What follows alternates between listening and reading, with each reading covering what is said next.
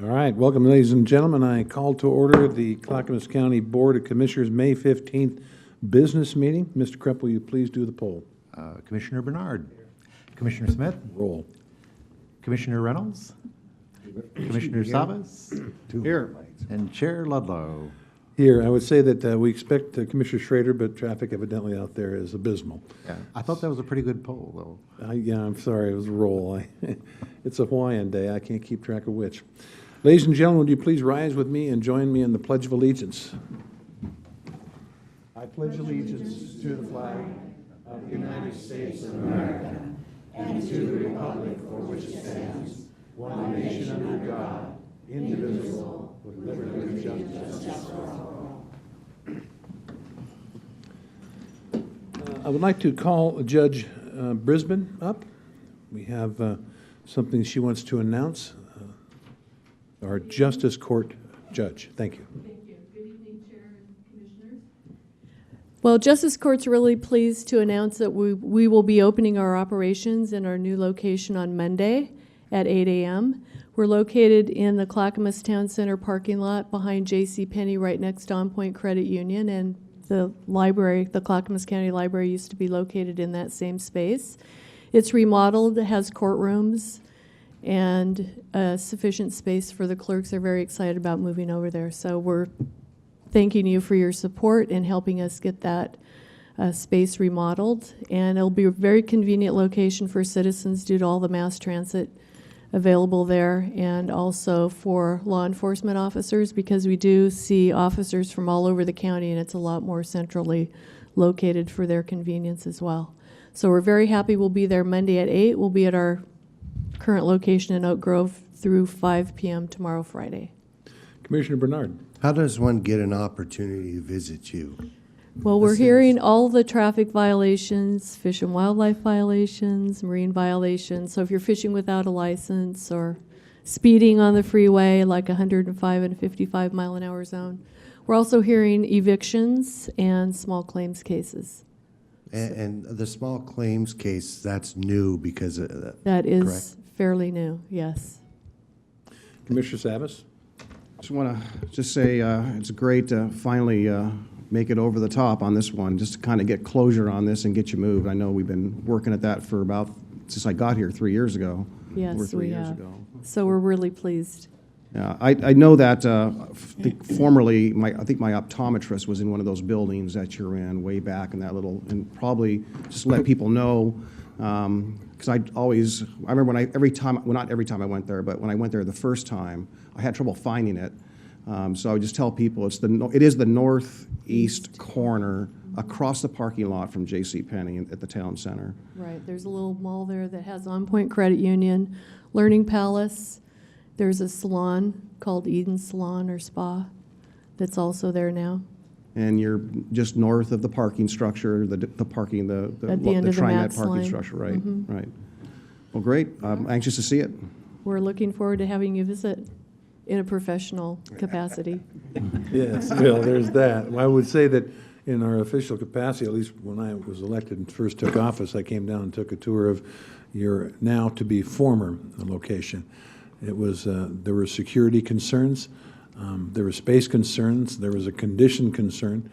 It's really nice to finally see you and your department move where it's going to be safer for you as well. Yes, we have sufficient security at that location, which is nice. Yes, definitely a change. Well, thank you, Judge Brisbane, and Thank you. we'll look forward to the cake and the ribbon cutting and everything like that. Or In the future, yes, when we're settled in.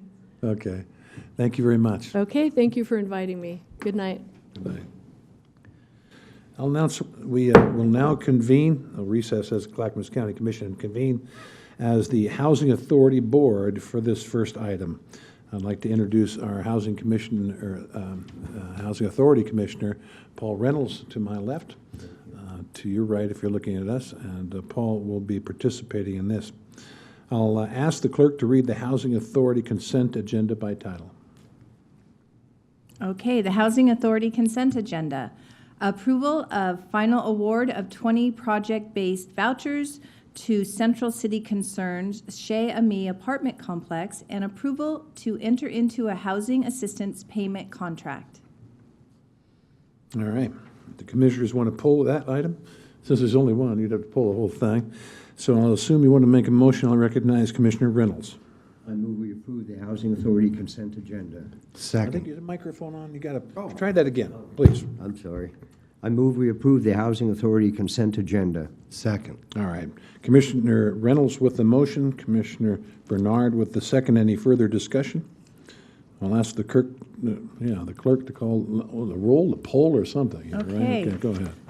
Commissioner Reynolds? Aye. Commissioner Savas? Aye. Commissioner Smith? Aye. Commissioner Bernard? Aye. Chair Ludlow? Aye, passes 5-0.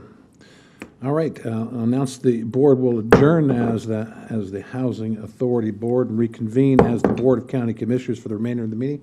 Commissioner Reynolds, thank you for your service. I appreciate you being here today. Thank you very much. So now we will, as is traditional, we try to put citizens' communication at the very beginning, because we think it's that important. So we will ask you up in twos, put two on deck, and they start with Sherry Hall and Shirley Soderberg, followed by Joy Lott and Joe Haverkamp.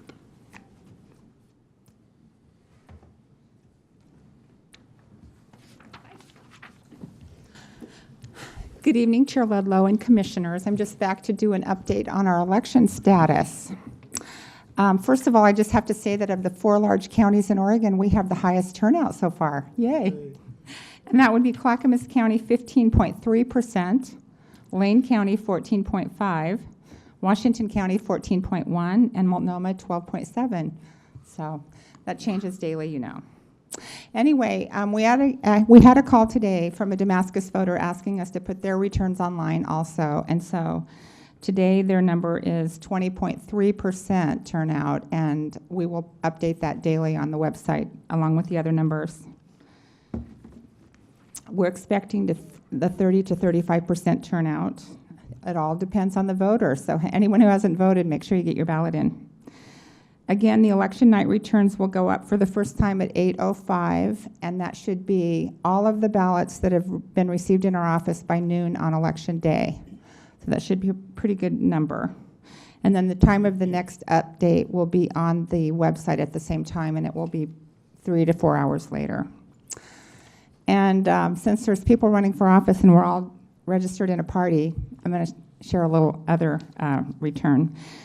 As of today, of the Democrats' ballots, we have 15,623, Republicans 12,538, non-affiliated 4,005, and other, which is all of the other parties together that I haven't mentioned, and that's 1,645.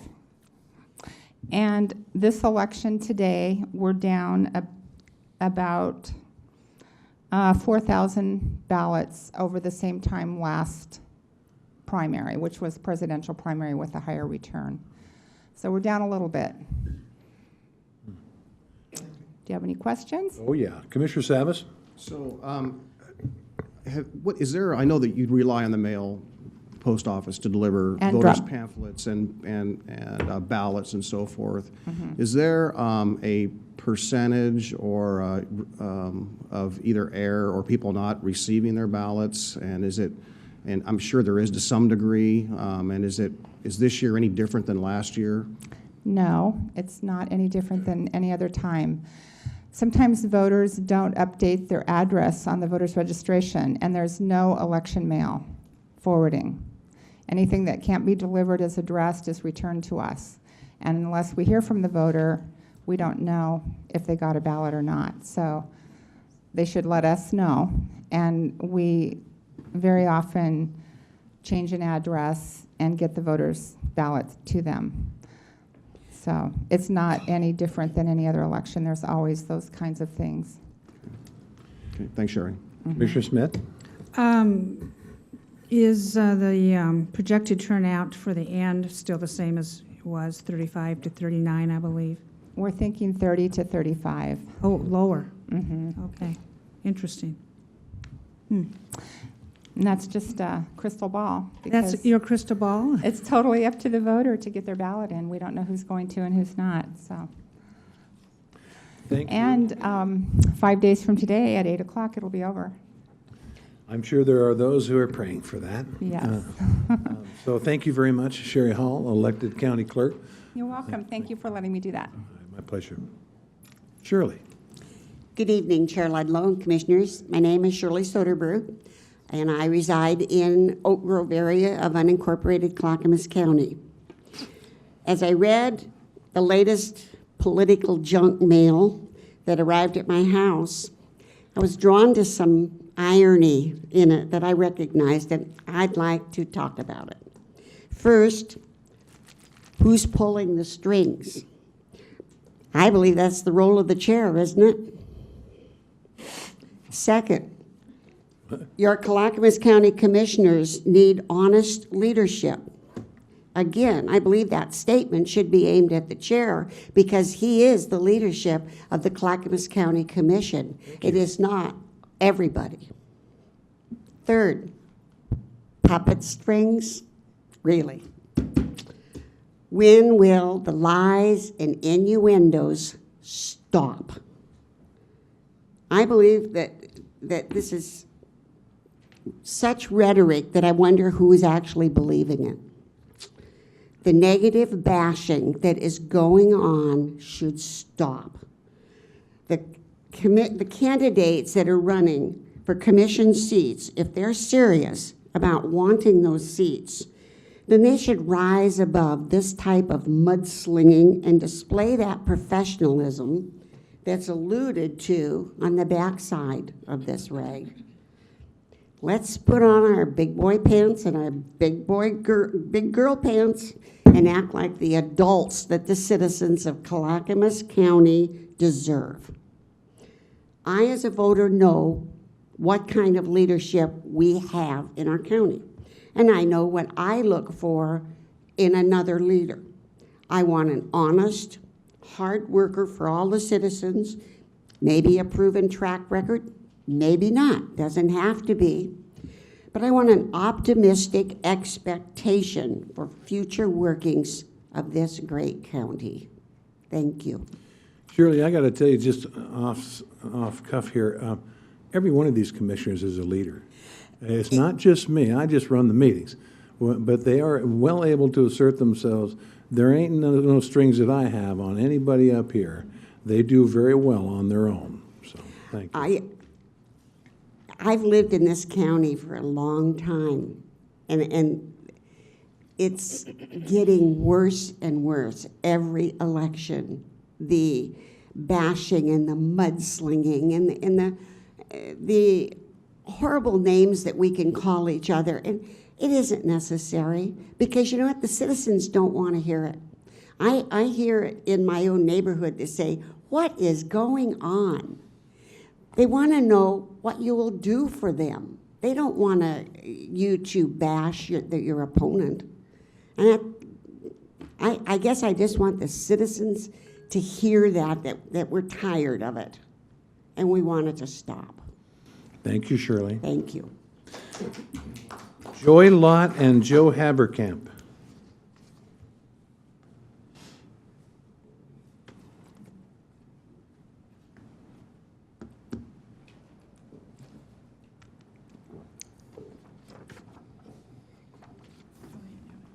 Okay.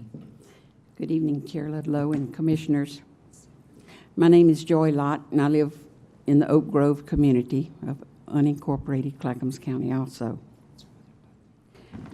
I always heard we reap what we sow, or what goes around comes around.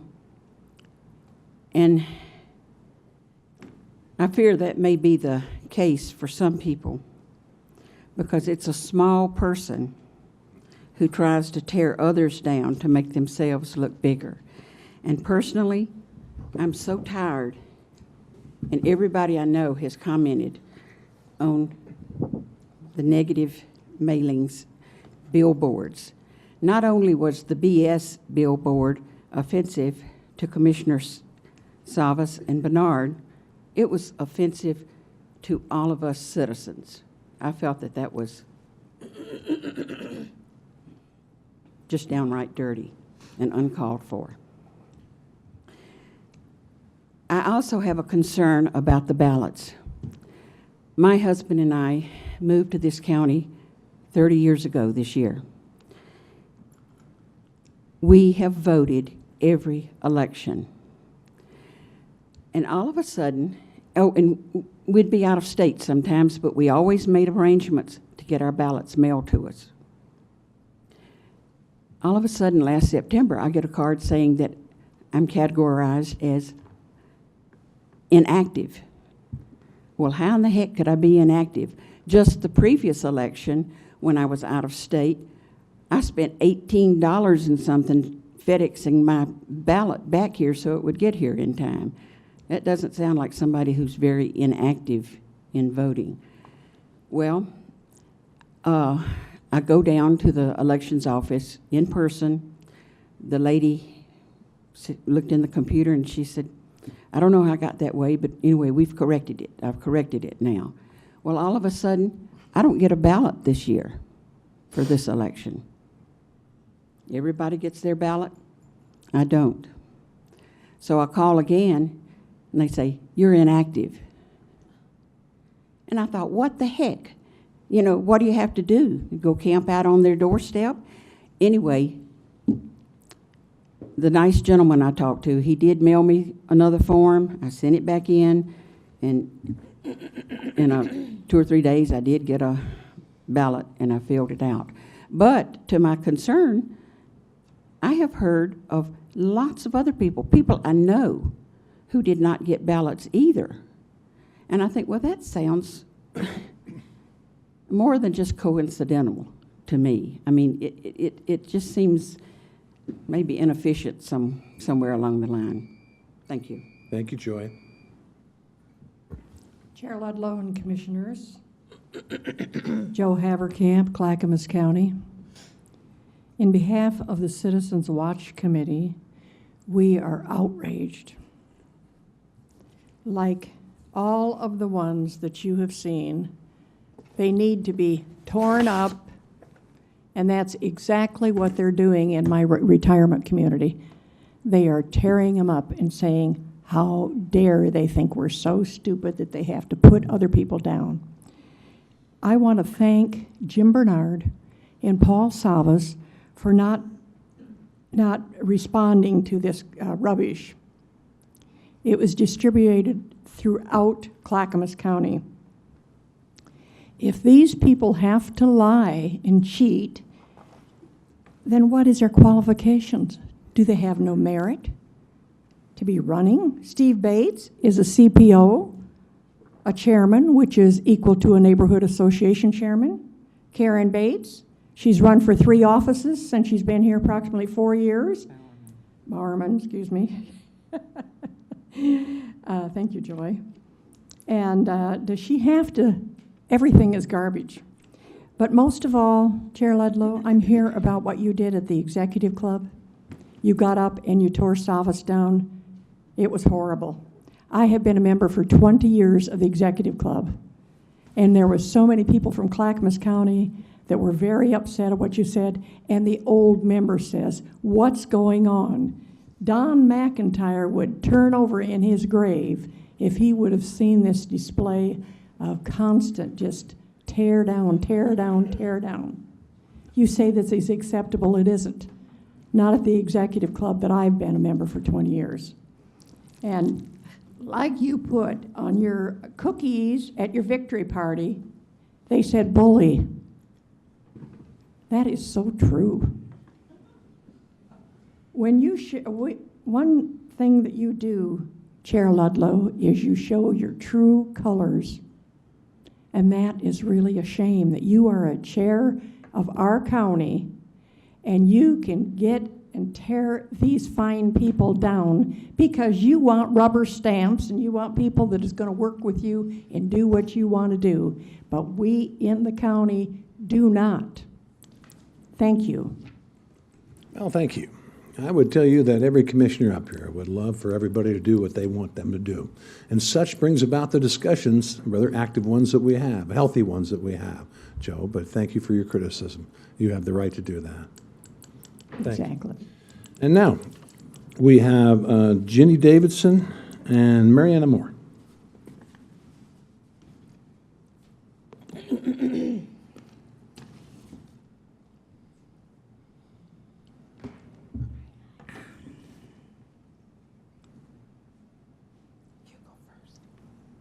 You can go first. Called you first. Mariana Moore, Gladstone. I just wanted to weigh in on this topic a bit. I wanted to especially commend Mr. Bates because he's looking at what the job is. He sits through the hearings, and I'm proud of him. And, excuse me. On the other hand, the other candidate who's running against Paul does not come. She's only been in the state about 4 years, and she does not come. She's come twice when she wanted to make comments about her opponent. But other than that, I wonder how she thinks she's going to run this committee, this commission, when she has no experience. And she's just saying, by not coming, if she doesn't show up, she talks about Paul leaving. Well, we know. I'm here almost every week, and every commissioner, except you, Mr. Ludlow, you're really good about being here, but every other commissioner has things they have to do sometimes. And to be criticized for leaving a meeting when she never even shows up, I think that's disgusting. She's here today. Is she? Ginny. My turn? Yes. Okay. Well, I'm Ginny Davidson. Hello, Chair Ludlow and Commissioners, and I live in the Westwood area. And some of you probably get the review, and blame game is old game. It's in the soapbox. It's by Ginny Davidson, and the reason it's there is because I have a very large area in the Westwood area. The people first of all, came to me about the sign. I came to you about the sign. It was at High Rocks. That was taken down. They had some positive comments. They said, well, they took the trash bash, is what these little ladies call it, down. At least they put one up, and I think it has the mountain on it. But guess what? Nobody's noticing it anymore. They got tired of the trash bash. And I said, oh, well, that was good.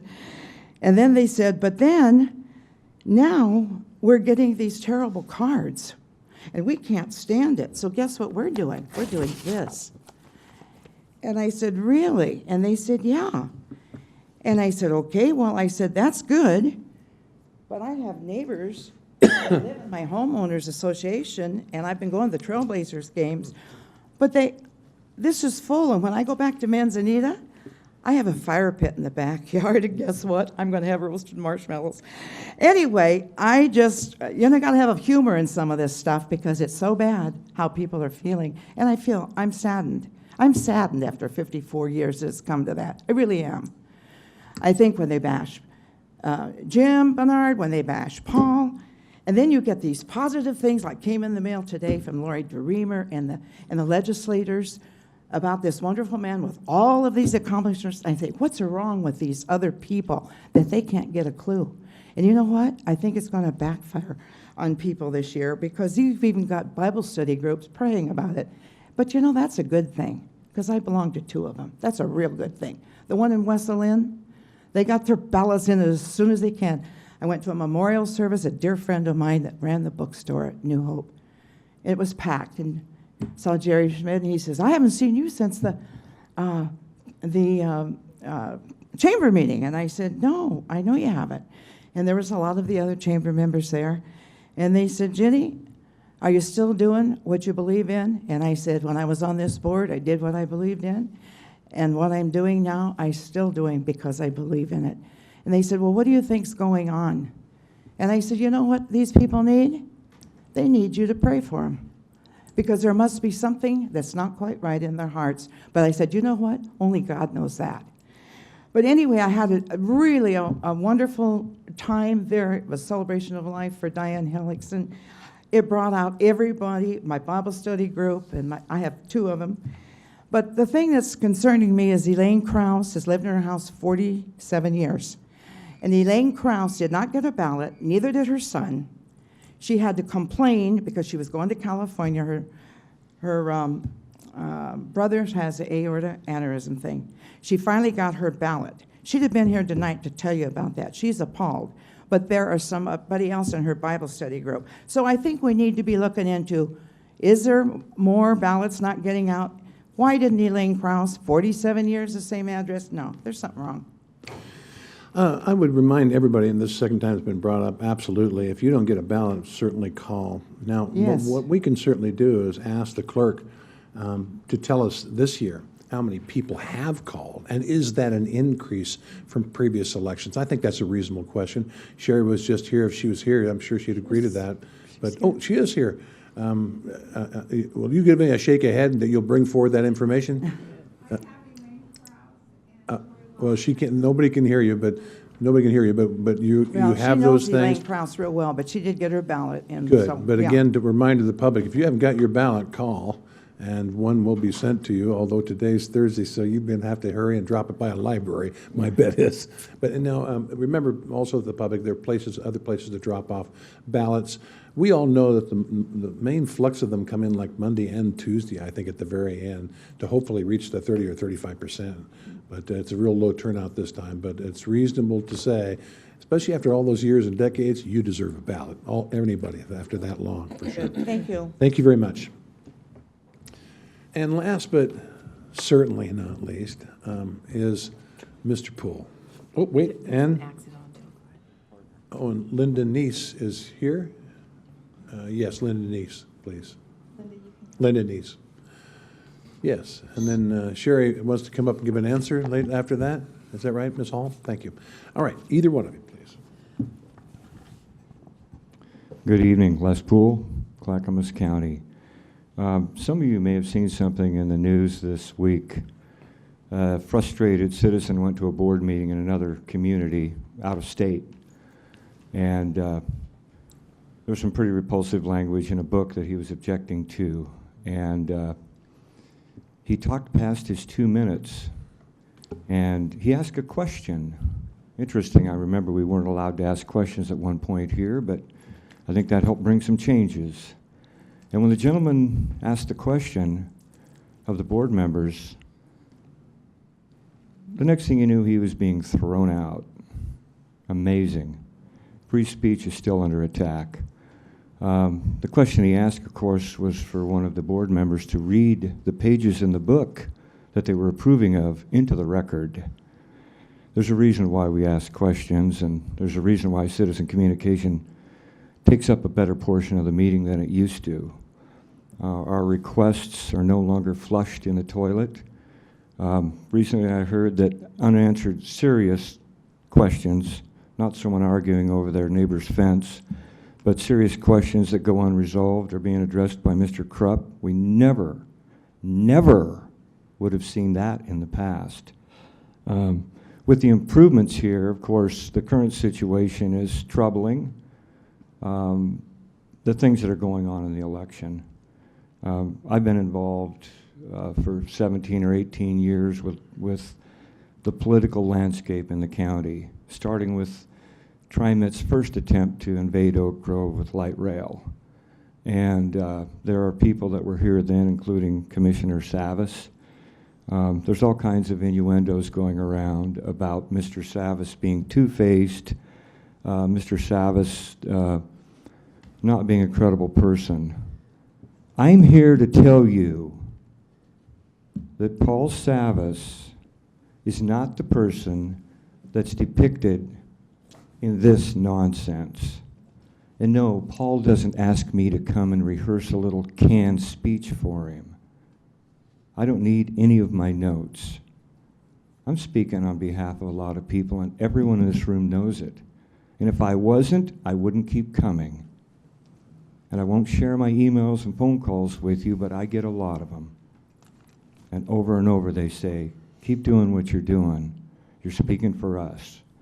One of the reasons we have evening meetings is that I endorsed Paul Savas's idea for them. He was outnumbered 4-1. He was outnumbered 4-1 when he tried to get a vote on light rail. Paul was outnumbered 4-1 when he voted against Measure 388, the ridiculous attempt to circumvent the Citizens Urban Renewal Measure. All of those took place with a regime that refused to allow a vote on light rail and made ridiculous decisions and stonewalled us. And we all know what the end result of that was. We now have some new faces here. I'll close by saying, along with Mary Ann and others, I feel the gotcha games and the nitpicking is ridiculous. I keep hearing about Paul Savas walking out of a meeting. There are three people that I can assure you have exemplary attendance at these meetings. One of them is Chair Ludlow. He's here. Whether you like Chair Ludlow or not or agree, he's here. Another one is Paul Savas. And the third one is myself. That's why I can say that. Thank you. All right, bless. Miss Neese. Linda Neese, and I live at 730 Riverdale Drive in Gladstone. I'm also a small business owner, and I am currently running also for Clackamas County Clerk. And the reason I'm here is, and I just caught the tail end of what Jenny Davidson was saying about ballots. I have a coffee shop that's located in West Lynn, and I have had quite a few people in the last 2 weeks come in and share with me that they haven't gotten their ballot. Regardless of what's going on, yes, we have a low voter turnout. I get that. I understand it. But I do have a major concern and it doesn't matter what party and who the people are, because they've asked not to have their names shared. But they are concerned, and I have instructed them to go directly to the elections office. I had another lady that came in today, the same thing. So I'm concerned about this election. Yes, we have various people that are running for various reasons, but what is going on? Why are people all of a sudden not getting their ballots? And I have a concern over that. Thank you. Thank you. Ms. Hall, you wanted to come up and give some clarification? I appreciate that.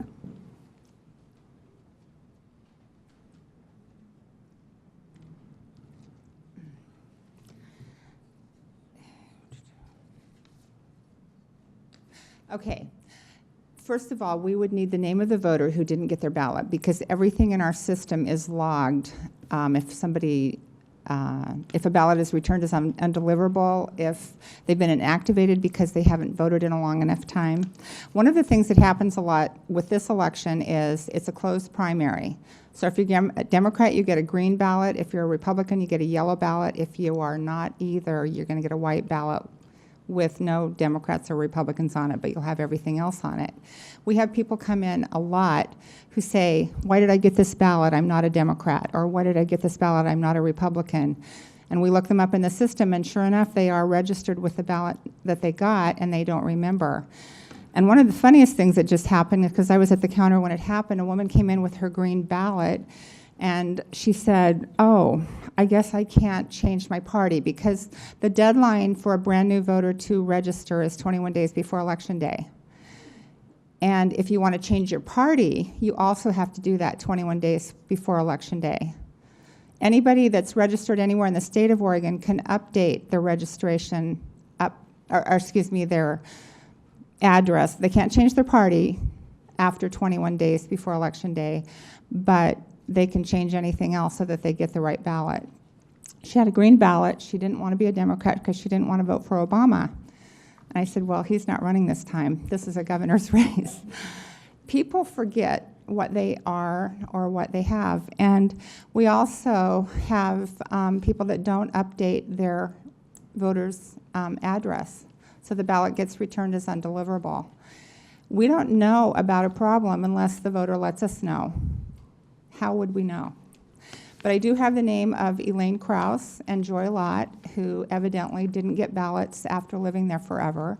So I will take both of those names and look them up tomorrow, and I'll come back to you as commissioners with what happened, Well, so that you know. What the thing I think is reasonable to ask for, Sherry, is that it would be great to know how many people have reported they didn't get ballots.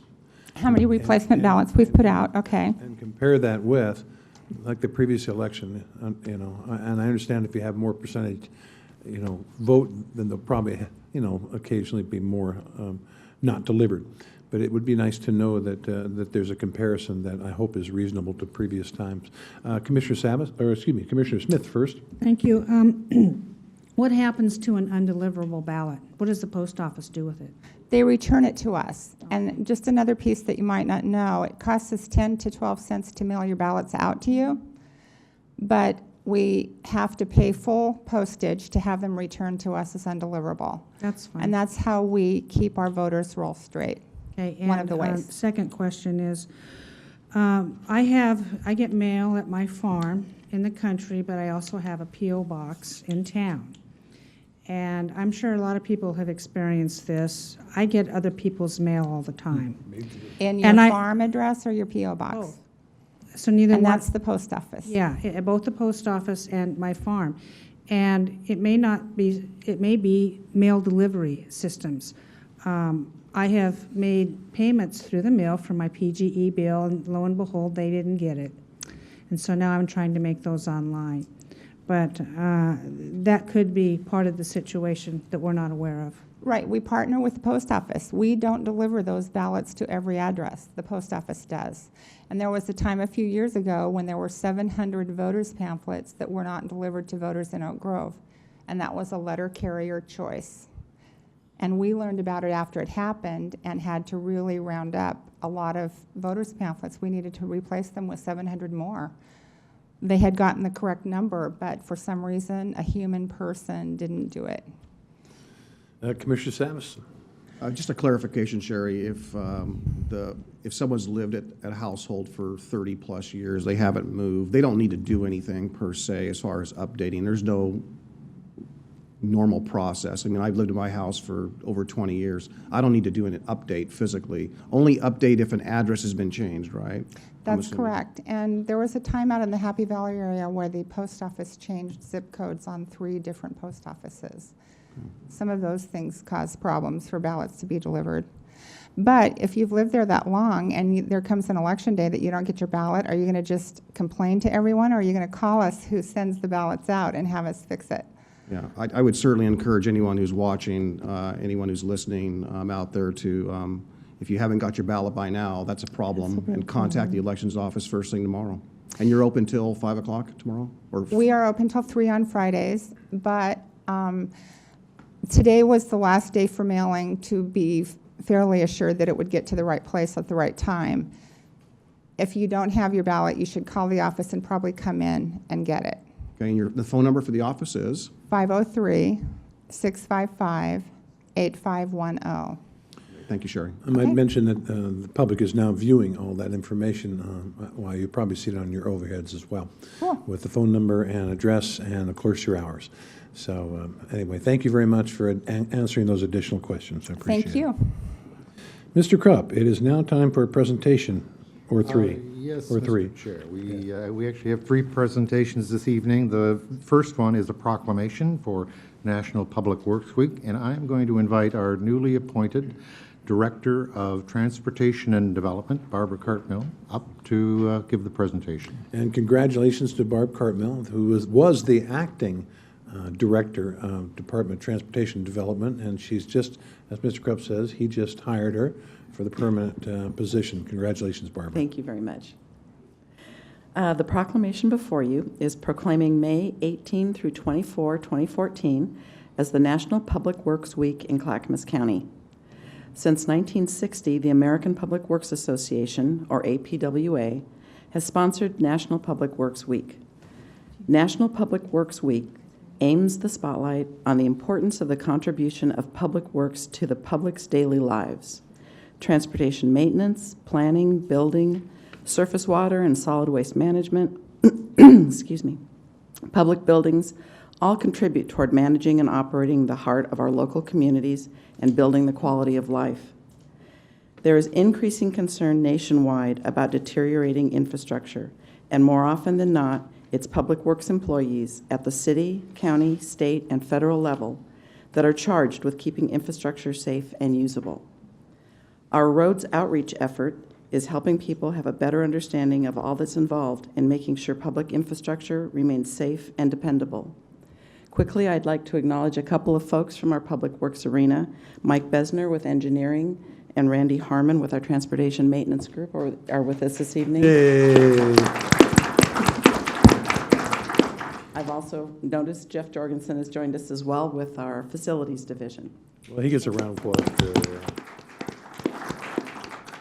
With that, I'll read the proclamation. Whereas public works services are of vital importance and are an integral part of maintaining the health, safety, and well-being of the people of Clackamas County. And whereas such facilities and services could not be provided without the dedicated efforts of public works professionals, engineers, managers, and employees from state and local government and the private sector. And whereas the support of an understanding and informed citizenry is vital to the efficient operation of public works systems and programs such as water, sewers, streets, highways, parks, public buildings, and solid waste collection. And whereas this year's theme, Building for Today, Planning for Tomorrow, is a tribute to all public works employees who create the foundation of a stronger, more livable community. And whereas the year 2014 marks the 54th annual National Public Works Week, sponsored by the American Public Works Association, and whereas the efficiency of the qualified and dedicated personnel who staff our public works departments is materially influenced by the public's attitude and understanding of the work they perform. Now, therefore, the Clackamas County Board of Commissioners do hereby proclaim May 18 through 24, 2014 as National Public Works Week in Clackamas County. Thank you, Barbara. Any commissioners have any questions or comments, or would you like to make a motion? I move that we, hang on a minute. I move we proclaim the week of May 18th, 2014 at National Public Works Week in Clackamas County, a National Public Works. Second. Okay, motion made by Commissioner Smith and seconded by Commissioner Bernard. Yeah, it says I move between as. I think it should be as national. Yeah, we'll get it Says something right here. at. Sorry. And so the motion made by Commissioner Smith, seconded by Commissioner Bernard. Any further discussion? Commissioner Schrader? I just want to thank everyone for all the hard work they do, because when you go out into our rural areas and you see, and even our non-rural areas, and you see these folks out there in hot weather, cold weather, emergencies, when we have snow incidents or flooding, what they do is amazing. And they are truly, in my mind, the face of Clackamas County. And their service to our constituents and our public is absolutely phenomenal. Thank you. You betcha. There you go. All right, commissioners, any further comments, or shall I ask for the poll? Commissioner Bernard. Aye. Commissioner Smith. Aye. Commissioner Schrader. Aye. Commissioner Savas. Aye. Chair Ludlow. Aye, passes 5-0. And now, Mr. Krupp. Yes, Mr. Chair, this next item involves a resolution, and it's a special and important resolution. It involves the naming of the county's Fleet Weighmaster building for County Weighmaster Grady J. Waxenfelter. And I'm going to ask Barbara Cartmill to speak to this resolution, please. Thank you. I believe the chair will read the resolution. I just had one note. Grady Waxenfelter, our fallen Weighmaster, is an example of the kind of public works employee we have at the county. He was with our Weighmaster program, is in the Transportation Maintenance Division. Chair? The following resolution was signed by all of the Clackamas County Commissioners, and it says, resolution number 2014-43, a resolution naming the county's Fleet Weighmaster building as the Grady J. Waxenfelter building. Whereas Grady J. Waxenfelter served the citizens of Clackamas County for 17 years, helped to keep our roadways safe by working first as a mechanic, then senior mechanic, and finally county weighmaster. And whereas Grady J. Waxenfelter was pointlessly killed on February 6, 2014, while performing his duties. And whereas Grady J. Waxenfelter was an important and valued member of the Clackamas County team that works to support the health, safety, and well-being of all citizens. And whereas Grady J. Waxenfelter is greatly missed by his colleagues and friends and can never be replaced. And now, therefore, it is hereby resolved that the Clackamas County Board of Commissioners declares that from this day forward, the Clackamas County Fleet Weighmaster building, located on Abernathy Road in Oregon City, shall forevermore be known as the Grady J. Waxenfelter building, dated this 15th day of May, 2014, and again signed by all of the Clackamas County Commissioners.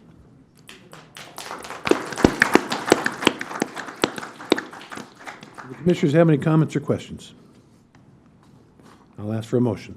I move we approve the resolution naming the Clackamas County Fleet Weighmaster Building as the Grady J. Waxenfelter Building. Is there a second? All right, Commissioner Schrader making the motion, Commissioner Savas with the second. Any further discussion? And the poll. Oh, yes. I'd just like to say that, I mean, it says a lot about who Grady was, that a building such as this would be named in his honor. You know, he was a valuable member of the community that is part of the employees that work here at Clackamas County. And if you went to his funeral, you would have seen very long lines of people celebrating his life. And I hope they catch the guy who did this to him and left a family without a father and without a husband. So, Thank you, Jim. Thank you, Jim. Nice. Mary, go ahead with the poll. Commissioner Savas. Aye. Commissioner Schrader. Aye. Commissioner Smith. Aye. Commissioner Bernard. Aye. Chair Ludlow. Aye. Passes 5-0. Mr. Krupp. Yes, before we move on to the next item, I would like to just mention that tomorrow at 2 o'clock, we will have a memorial here at the Red Soils campus for Grady, and we have invited members of his family, friends, and all county employees who are able to attend tomorrow. So look forward to seeing you there. Good point. Thank you. The next item I have on the agenda for presentations is a review of findings from the 2014 Clackamas County Community Survey, and I'm going to ask our Director of Public and Governmental Affairs, Mr. Gary Schmidt, to give you that presentation. Commissioners, I'm Gary Schmidt, Director of Public and Government Affairs. I'm pleased to share with you today, the results of the 2014 Clackamas County Community Survey. Now, you've already seen these results because we presented them to you at a work session a few weeks ago, and these results have been posted online on the Clackamas County website. But for the benefit of our public watching and listening to this meeting, we wanted a chance to review with you the highlights of the Clackamas County 2014 Community Survey.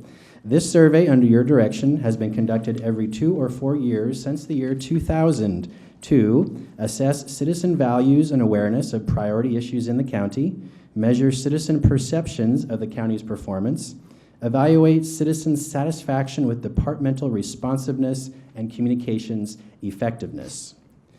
This survey for 2014, this was a scientifically valid telephone survey of 400 county residents at least age 18 or over. We also conducted a separate unscientific online community survey for the benefit of anyone who wanted to take that survey, and 1,034 people took that survey. But tonight I'm just sharing with you the results of the scientific telephone survey. That survey was conducted between February 27th and March 2nd, 2014, and it was conducted by DHM Research, a firm that we conducted a request for proposals, and they were successful in bidding for this project. The survey was representative of the citizens and residents of Clackamas County, meaning that quotas were set for age, gender, and area of the county that the person lived to be reflective of the actual age, gender, and where people live in Clackamas County. And there was a margin of error between 2.6%, 4.9%, which means it's scientifically valid at the 95% confidence level. While there were many questions on this survey, I just want to share with you some of the highlights. A majority of residents in 2014 felt that the county was headed in the right direction. In fact, an improvement from the last survey in 2012. So you can see on the left-hand side of the grid, 54% of respondents in 2014 felt Clackamas County is headed in the right direction, compared to 46% in 2012. Unfortunately, at this point, it does not meet the high bar of 57% in the year 2008, but also there was quite a shift in our economy and in the world and the nation and our region since 2009. So slowly but surely the county is moving forward with our citizens who feel the county is moving in the right direction. When asked what are the top concerns or issues for you as a citizen of Clackamas County, the top issue, which is probably no surprise to anyone, is road maintenance, safety, and fixing potholes. In fact, you can see that was the top priority for the last 3 reiterations of the county survey, both in 2014, 2012, and in 2008. For this year, the second top issue or concern was the economy, jobs, and job training, and the third was school funding. When asked what are the most urgent services that Clackamas County can provide, the top issue or service was helping women and children who are victims of domestic violence. 65%, the most in this survey, said that was an urgent or high priority for Clackamas County. Second, at 67%, was local job creation. 67% of respondents felt that was urgent or a high priority. And the third was responding to emergency and natural disasters. 59% rated that as urgent or high. Interestingly, those were also the 3 top priorities in 2012. A strong majority felt that Clackamas County and the commissioners have done an excellent or good job in providing services to our citizens. 77% in 2014 said Clackamas County government is excellent or good, compared to 75% in the year 2012. And interestingly, I want to share this with you. People prefer, when they communicate with Clackamas County and staff and commissioners, prefer the telephone. That's still the #1 method at 44%, comparable to 45% the last time this survey was taken. The #2 method, visit a website. #3, send an email. And you can see when we show the age breakdown, people who prefer telephone calls, majority over the age of 55 prefer the telephone call. And on the email, those age 18 to 54, it's not much, but 18% prefer the email as opposed to only 9% over age 55.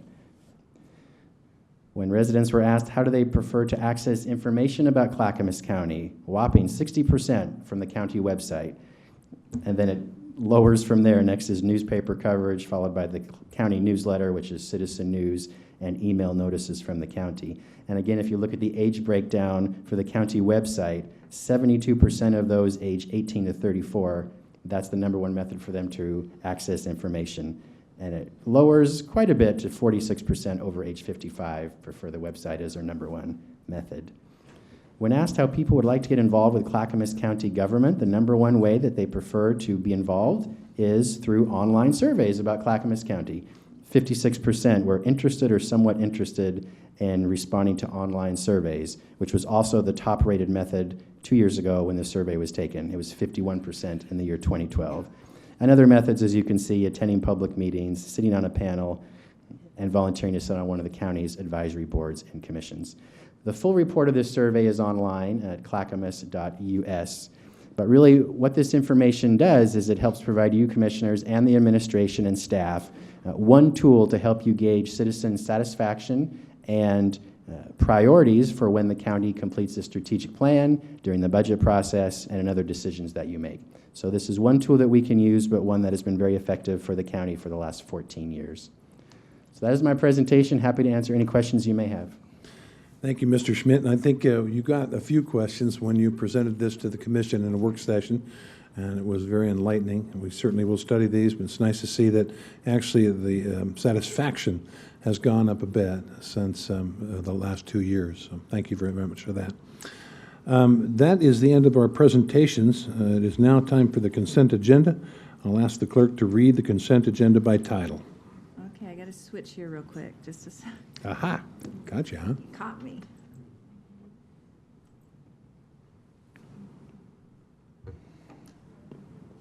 Okay, and I'll put it up there since the screen's down so they can see it. Okay, the consent agenda for May 15th. Under Health, Housing, and Human Services, we have approval to apply for a grant from Washington County for the Healthy Families Service Program.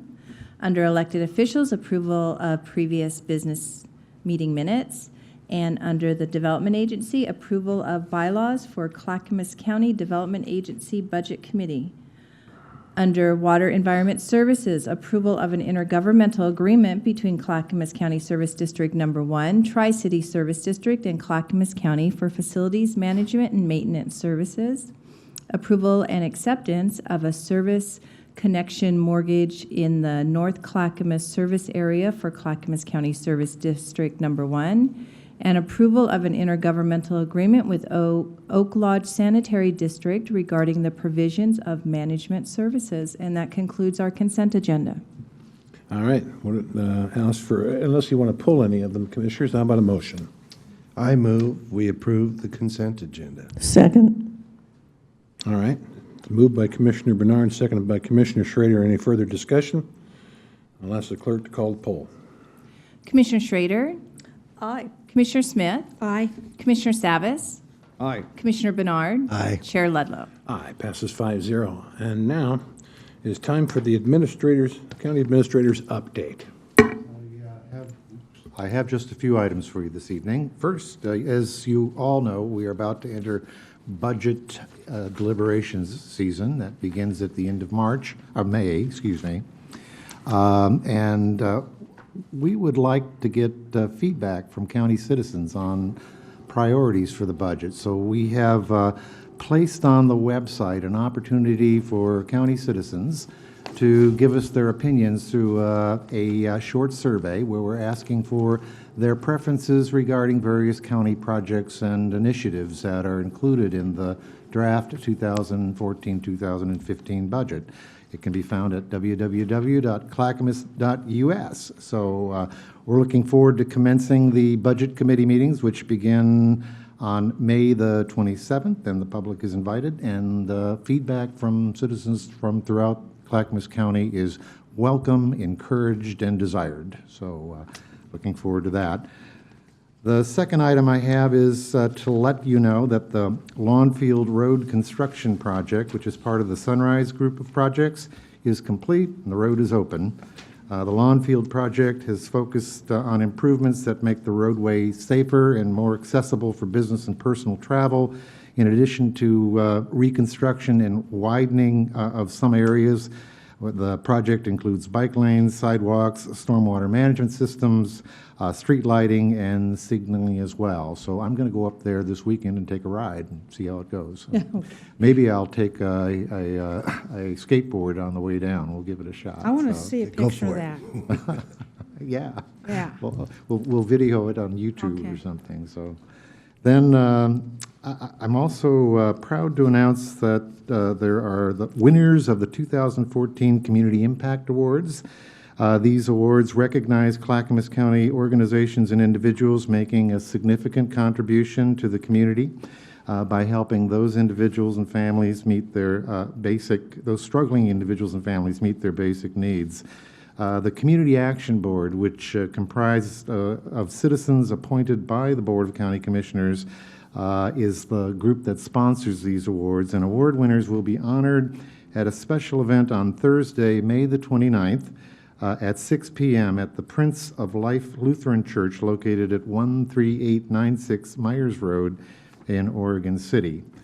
And then the final item I have relates to a unique training project that we have been conducting here with county employees. This was the brainchild of the county chair, Chair Ludlow. It is an emergency management employee preparedness project. We're about halfway through the project. We've invited county employees to participate in a training program where they and their families can be prepared in the event of a disaster, so that they know that their personal needs are cared for and they can be active and engaged county employees serving citizens during the course of that disaster event. So we will be sending out a survey to participants to ask them about their impressions about how well the program is going. We have a very interesting film that we're going to be showing them in the next week. It's called When a City Falls, and it's a very, very interesting film. It talks about the aftermath of the Christchurch earthquakes in 2010 and 2011. There were some 185 citizens who died there. But the film shows the film shows firsthand the destruction of a beautiful city and the inspirational residents, their will to recover and build. It's really quite remarkable how they organized in community groups, got businesses up and running in temporary facilities. Quite an impressionable film.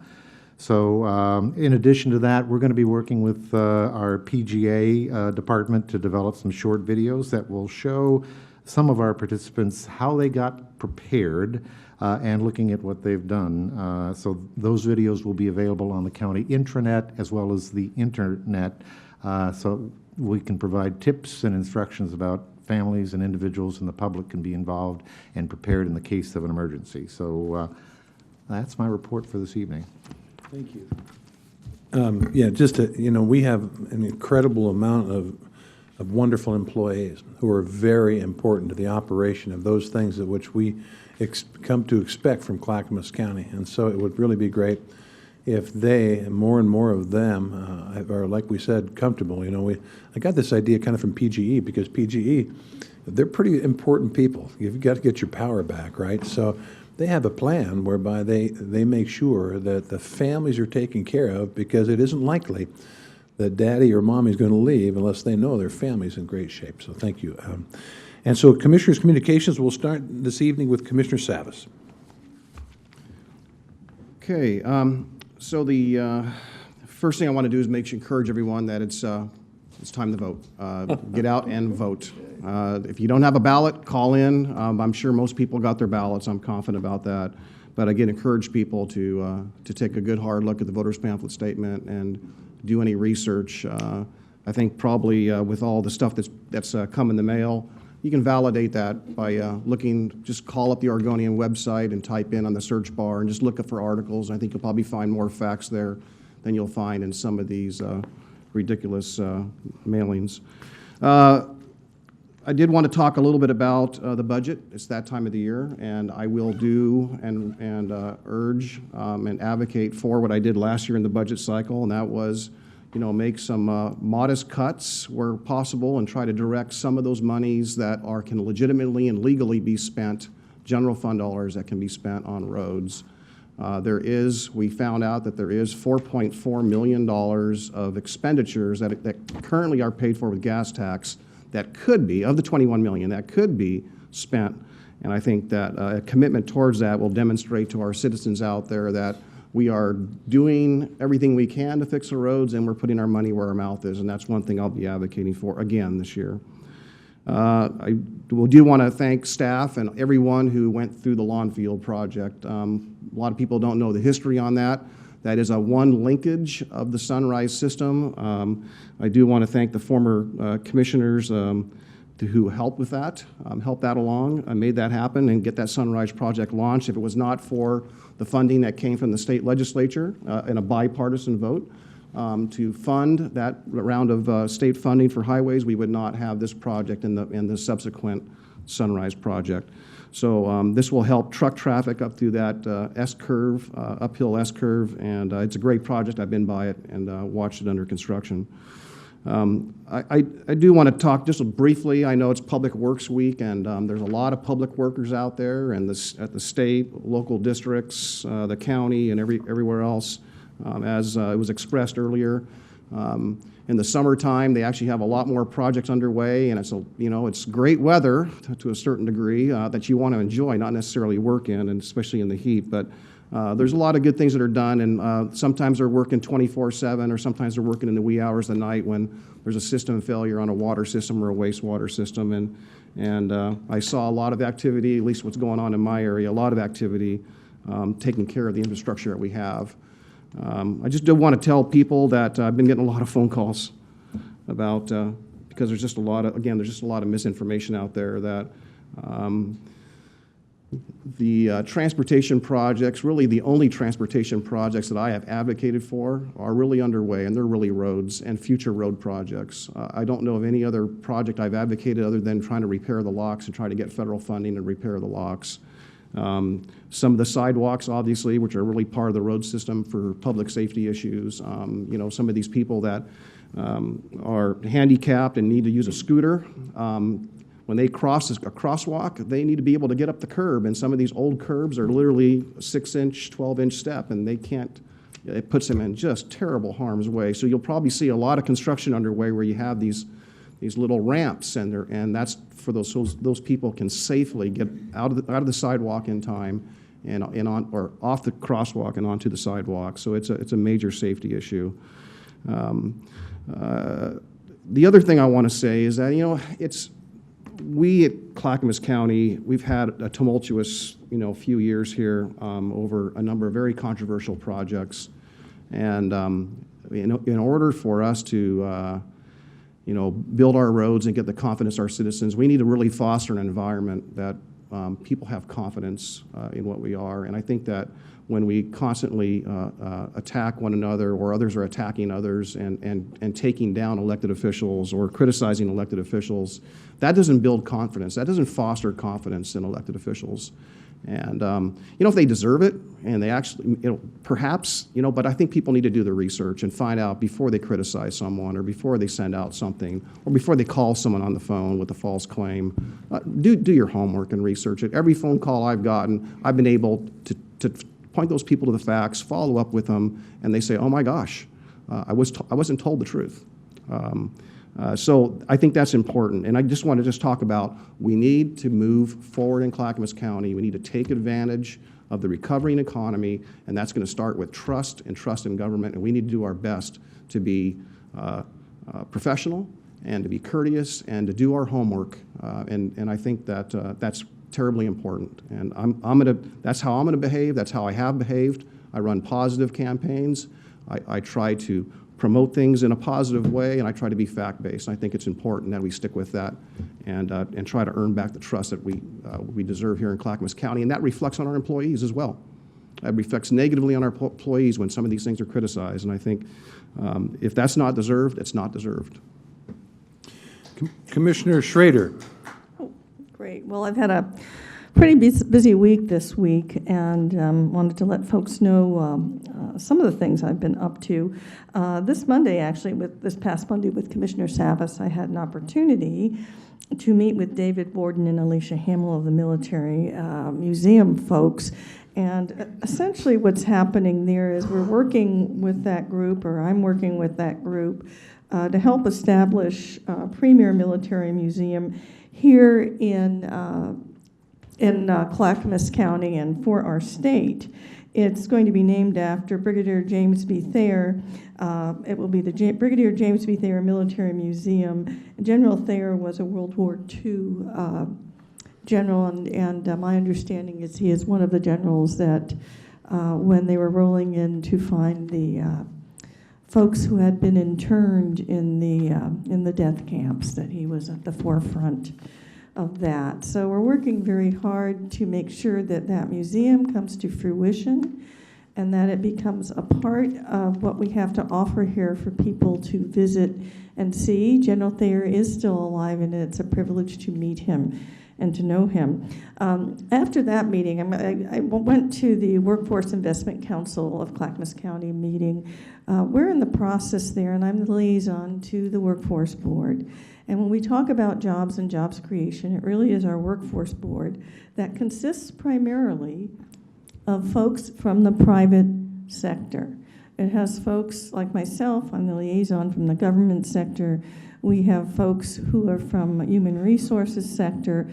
That's the piece that helps barriered workers, but we have the majority of it by statute has to be business owners and business members, because our job is to listen to say what they need and what is going to help them create jobs. So it's a very distinct statutory direction that our job is to listen to our business community. They're looking for a new executive director. We saw two outstanding people, and then I'm come to know that there's also an internal candidate, and so we'll see where that leads. On the national level, I serve on business and community services with the National Association of Counties. And I participated on an hour-and-a-half long conference call with them as we rewrite and build our platform at the national level. A big piece of that is important because at the national level, they have the Workforce Investment Act, and part of that act allocates dollars to our states and to our to our statewide workforce board and our local workforce boards, the dollars they need to run the kinds of programs to get people skilled up and back into jobs. So we're working very hard to make sure that that revenue stream gets returned to the local level where it is needed, so we can work with our community college system, we can work with our tradespeople, we can work with our business community to find out what they need and get everybody integrated on the same pathway. So we do increase jobs here in Clackamas County and maintain jobs. The three sectors, three areas that we concentrate in this county is manufacturing, because manufacturing is not going offshore anymore, it's coming back to the United States. We're very strong in manufacturing. The healthcare sector, nurses, physicians, assistants, research and development opportunities, and the new emerging piece that is an economic driver in Clackamas County is the digital media cluster. And the community college has a motion capture now equipment. It's the only community college, I think I've said this before, in the state that has this, that is innovating and training people to go into the digital media field. Examples of those businesses are Funnelbox Media and let's see, Super Genius down in Oregon City, and there are many other ones that are emerging here. So we're really working on what we already have, and we always have our eye on the prize about what's emerging out there for job creation. The other piece is I had the opportunity this morning to attend the Portland Business Journal's Power Breakfast with Corey Yagrin was the speaker. He is the CEO of Oregon Iron Works. And again, he was very clear about what they needed in workforce, which I am taking back to our workforce board. They're one of our premier manufacturers, and they actually do quite a bit with the Department of Defense. And they actually construct one of the boats that our Navy SEALs use when they are sent to dangerous areas to do reconnaissance and get people in and out. They innovated the boat. They won the opportunity to build it and innovate it, and it's been quite successful. They also construct bridges all over the county, and we have sent their streetcars not only to Portland but actually to Washington D.C. has ordered them, and there is another city in the country, the name eludes me, that has purchased them. They're the only United States manufacturer of streetcars. So workforce economic development is at the top of my list. Another piece of that is I had an opportunity to go to Sandy, Oregon, to meet with a young woman who started Organic Sandy, and what essentially she is doing is pulling all the farmers from the local area to provide a spot where locally grown, healthy food can be purchased. And I had an opportunity to bring home some fresh eggs and some pasteurized cream that is real cream, not the phony cream, which was very, very cool. She was one of the folks, Organic Sandy, involved in our agricultural one-stop. So we are in the process of getting our ag investment plan to the National Association of Counties, talk about that one piece, the ag one-stop, and to use that, we hope, as a national model. So on the Rural Action Caucus where I serve, we can start saying, hey, we're doing it right in Oregon and we're doing it right in Clackamas County. So it's really been a really fun week that way. I'm looking at anything else I really need to tell you other than that's the new, I have a car. Yes, I have a zippy little car, so I have to keep my day job now, that's for sure.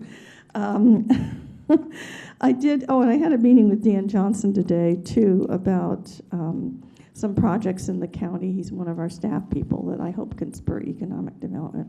Finally, I rarely say too much about campaign stuff, but I share everybody's disturbance about the negative piece because I have sitting colleagues, whether I agree or disagree with any of them. I think we need to be gracious and understanding towards one another. I was disturbed when on the website of one of the candidates, it was disturbing to me because the statement was made, if you want to chuckle, link onto this, and it was the picture of my colleagues, with puppets. I've been the victim of that. I was a puppet with strings mailed out all over the county at one point myself. It was not a very pleasant experience. I think that comment on Councilwoman Bowerman's website was very unprofessional and mean-spirited. I would normally not say anything, but I as I campaigned, would never, ever put a link to something like that on my website and say, well, isn't this funny or isn't this a chuckle? I'm sorry I said that. I mean, I don't know if it's untoward or not, but I wouldn't do it to anybody who's sitting up here with me, just across the board. You have to be graceful and do things with grace and style, because being a public servant is hard, and let's not denigrate anybody's willingness to work in the public eye. Thank you. Commissioner Smith. Thank you, Mr. Chair. Well, Sunday was Mother's Day. I celebrated it with my 80-year-old mother and my 87-year-old aunt, and I thought I would never say that day that they were there. We had 4 generations. We had dinner, afternoon barbecue at my sister's, which was even better because I didn't have to clean house. Yes, P. And Jenny knows, yes. I, too, will be working on the budget. We have, since there's more money coming into the county, the agencies have been asked to bring in, a wish list of things, and there's quite a few $1 million worth of wish additions. And my question to each agency, if you want more money, what program or old program are you going to do away with? Because I've always said, government's really good about adding new stuff, thinking it's going to bring some new innovation, but we rarely take anything away. So that's going to be my attempt to keep a line on additional spending. Wouldn't it be just awesome if we could save a lot? We do have a lot of put in reserves, but this board has just been made aware of the really deteriorating conditions of some of the buildings that we own in the county, and one of them is our county fair. As you know, that livestock building has been declared unfit and condemned, and we're in the process of trying to evaluate it, whether to rebuild it or tear it down and replace it. Of course, nothing will be ready for this fair in August. We'll have a tent. But I would like to know what the folks is thinking on this is, because if we do have to replace a building, we don't really have enough money to spend cash. We might have to take out a bond. If we take out a bond on one building, would the folks like us to look at other buildings that are also very old? I will say that fair grounds is booked every single weekend out of the year with events. And we could even enhance the business model even more if we had really updated facilities that we could charge more for weddings or conferences or all kinds of exhibits and things like that. So I think we maybe need to look a little bit differently at the fairgrounds. We also have a Parrot Creek boys, what's it called, the boys rehabilitation center, I guess what it is. Parrot Creek Ranch, and that's been online since 1968. It was actually bought through a bond by Clackamas County voters, decided that was a nice place, and it's about 75 acres out south end off Oregon City, and likewise those buildings are in very, very bad shape, and we need to figure out what to do with that and maybe look at a different business model and an enhancement of the nonprofit status on those. So I feel this board is going to have the unique challenge looking at all of our infrastructure in the county everywhere to decide where to spend our very precious dollars. I, too, have been getting a lot of phone calls about the elections. Mainly it's asking questions about my election and what is my position on this or that and the other thing. I made up my mind a long time ago to stay out of the commissioner elections, and I was one of the commissioners that held on to that promise. I have stayed out of it.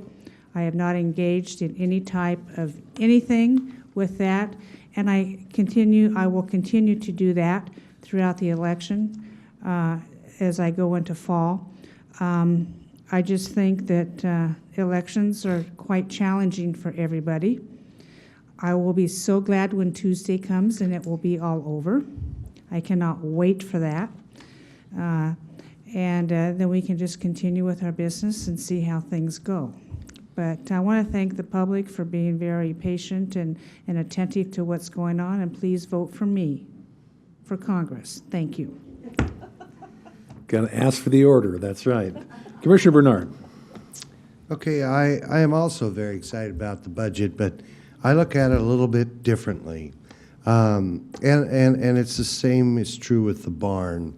One thing is that we have a lot of great programs. I don't think you have to look to cut programs that work. We need to look at the programs that don't and don't really return an investment. The barn's actually a really good example. The barn's annual revenue is $15,000. That's because the building isn't useful.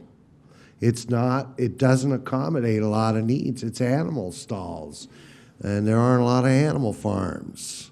So annual income's $15,000.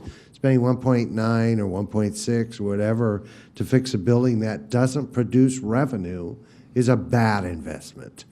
There is an opportunity. I've been the liaison to the Fair Board for 5.5 years, and there is an opportunity to buy a temporary structure, and that could last 5 to 10 years. That could be used to produce more revenue. And that's a tent-like structure with metal frame. Actually, you've been into them if you've been to the Oregon Golf Club. Similar to that, but something that accommodates animals, not dining, even though the animals might be dining. So I'm excited about the budget because it's the best one we've had since I've been here. And we have a lot of programs, a lot of great programs, and some of them we've had to backfill for a long time, community corrections, for example. And, about the attendance at these meetings, I have the honor of serving by appointment of the governor on a community corrections reinvestment committee, which sometimes occurs during these meetings. And also, I'm on the Community Corrections Commission, which also occurs sometimes in this meeting. But when the governor calls and there's money to be awarded, we need to be there. And all that's so important because it's all about relationship building. If we don't build relationships, we don't get any help from those folks in the legislature and those folks who control the strings that we often depend on to fund our programs, many of our programs. Employee recognition, I've been doing that for 5.5 years, once a month. I have so much fun. And I try to make it fun for folks too. I've led it most of the time for 5.5 years. But these are people 5 years, 10 years, 15 years. We had one that was 50 years. And I always say it's too bad you couldn't get another job. But anyway, also it's farmers market time, so support your local farmers and go to farmers market. They're all over the place in many communities, Milwaukee, Oregon City, Lake Oswego, Westland, I think. I don't know where they all are, but it's a great place to go and enjoy. I always thought of the one in Milwaukee as being the living room because as mayor, I was there every day for 15 years. It'd be 13 years since I became a commissioner. You never have time anymore.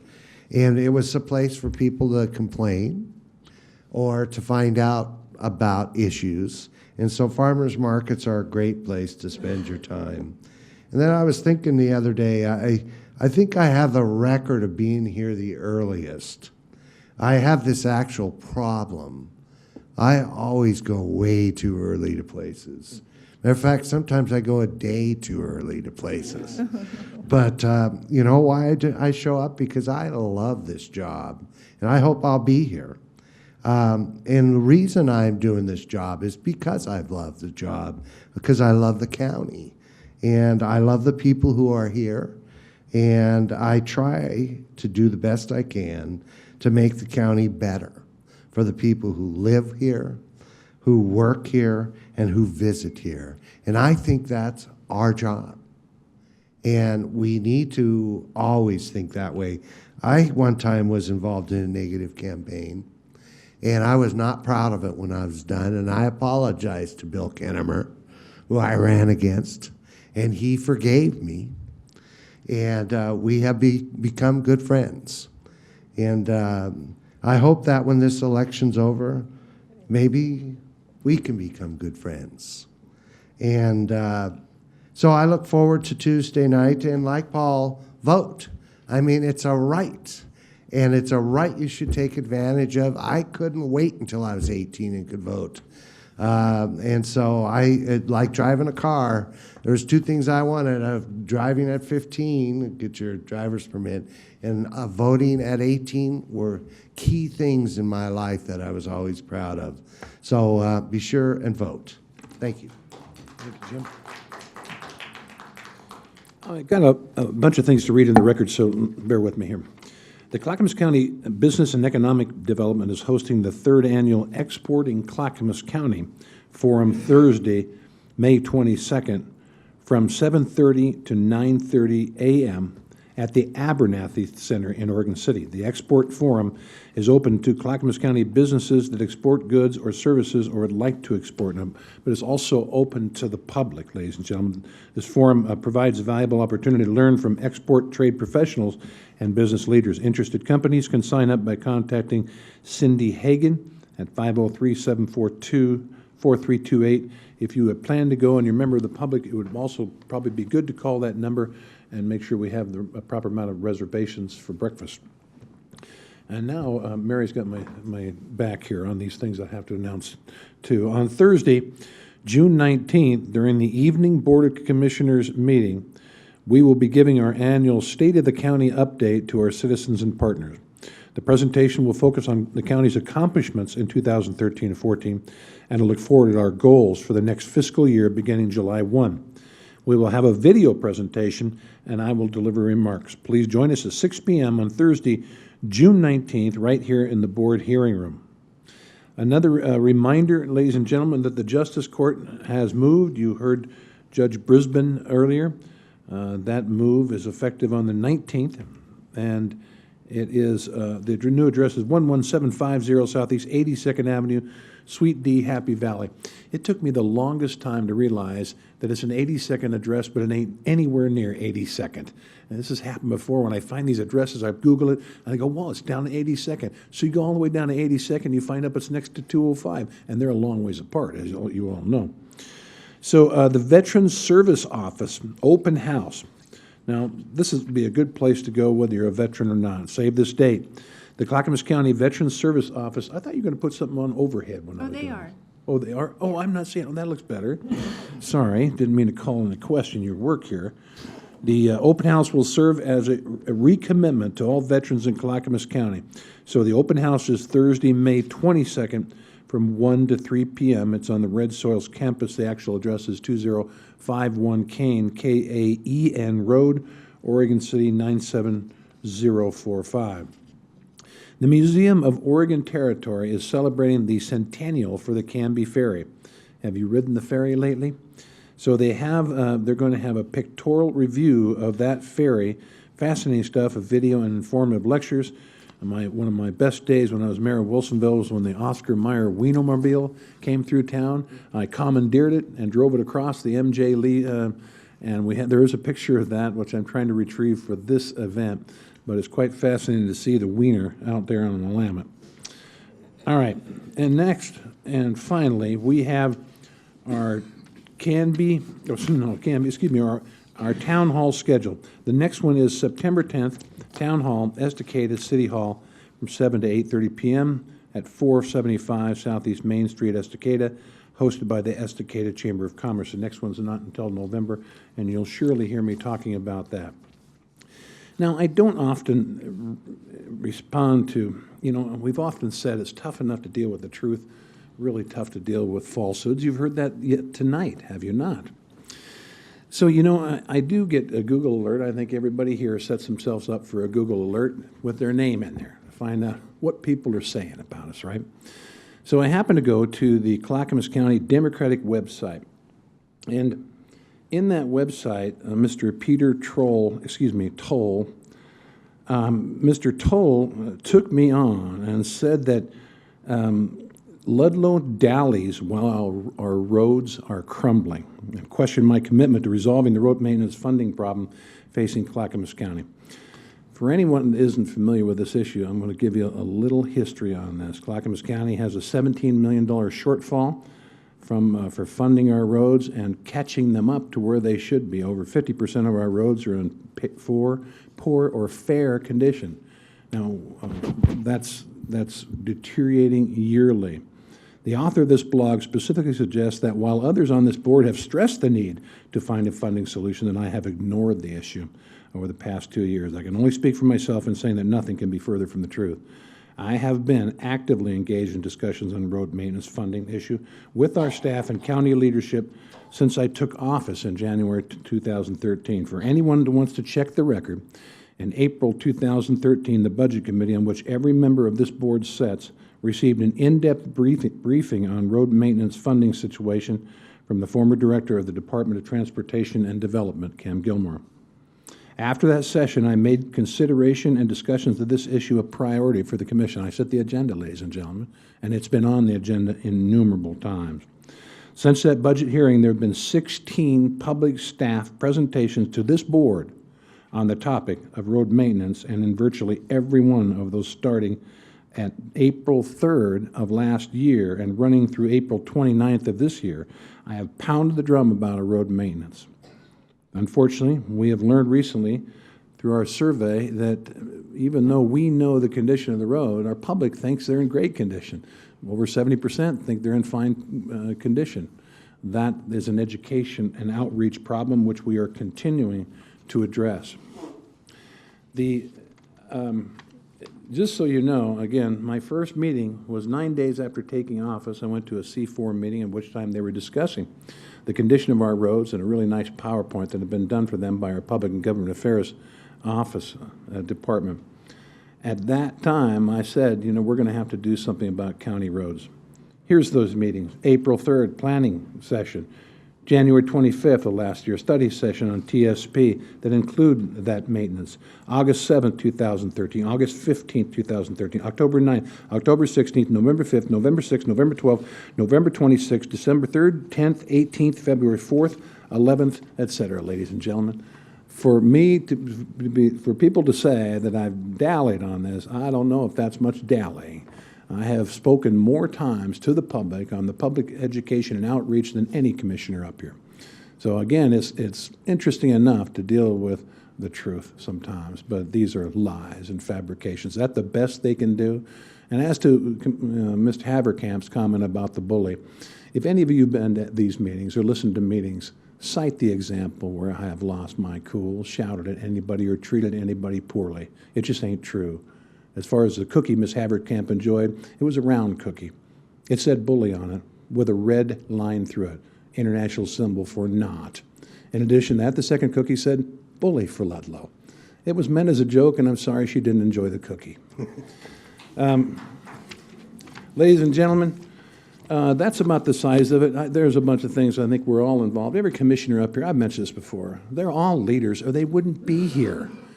You know, and the fact that sometimes we disagree, yet are disagreeable about it, so what? Change never occurs unless somebody disagrees with that. They debate it openly. We take our losses. I've taken more than a few, and I'm okay with that. We go on. The biggest peacemaker on this commission is sitting next to me, one Martha Schrader, who says, "This too shall pass, Chair." So this too shall pass right about Tuesday at 8:05 p.m. Be sure to tune in. There being no further business before this commission this evening, ladies and gentlemen, this meeting is adjourned.